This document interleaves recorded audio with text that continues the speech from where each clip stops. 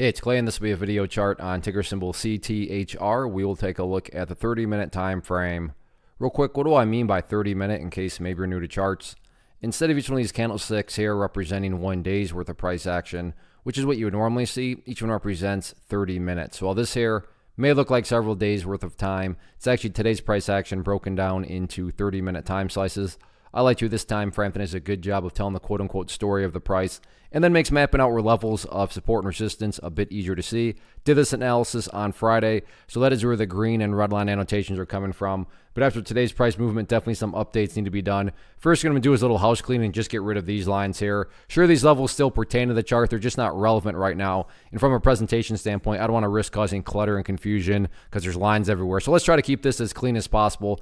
First update, though, needs to be made comes about based on a foundational rule in charting, which states when levels of resistance are broken and closed above, they tend to act as support. So going forward, $1.70 would be that ideal level of support. I mean, if you say, hey, Clay, what would make this chart look the absolute strongest going forward? Definitely if the price can stay above $1.70. Now, don't get me wrong, though, if the price falls below $1.70, I'm not saying that implies the entire chart's destroyed or anything like that. But yeah, if the price could somehow manage to stay above that level, that would certainly be an impressive sign of strength.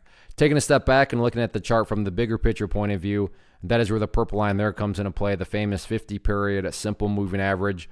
Keyword being moving. As time goes by, that line is going to move itself higher and higher. So a very basic yet highly effective way to judge the health of the move, that right there being defined as the move. Just watch that purple line. As long as the price stays above that line, as the line itself moves higher and higher, then the bulls are in full health, the bulls are in full control. However you can best visualize that, that is what is being represented. Again, yeah, staying above $1.70 would be great, but as far as the grand scheme of things is concerned, as long as the price is above that purple line, the bulls 100% own the chart. What about levels of resistance? As far as where the sellers are at, nothing fancy other than this is where the party stopped today, right up about 208. On 2 separate occasions, price tried to get up through there, couldn't quite do it. So keep an eye on that going forward. Overall, though, key thing, at least in my opinion, is not necessarily breaking levels of resistance. It's all about this right here, just chipping away and starting to build higher bases. As long as higher bases are being built, or if you want to picture those as stair steps, that is the name of the game. So a great way to start off the new week. The week is young, still 4 days left. So let's see how this one continues to play out. First off, thanks so much for watching the entire video. Real quick, before you go, I want to invite you to a live webinar, web class, training, workshop, online event, whatever you want to call it, but it will be me live revealing to you what I discovered that has allowed me to transform myself from being an employee to being my own boss, including how I had only 1 losing day out of 73 days in total.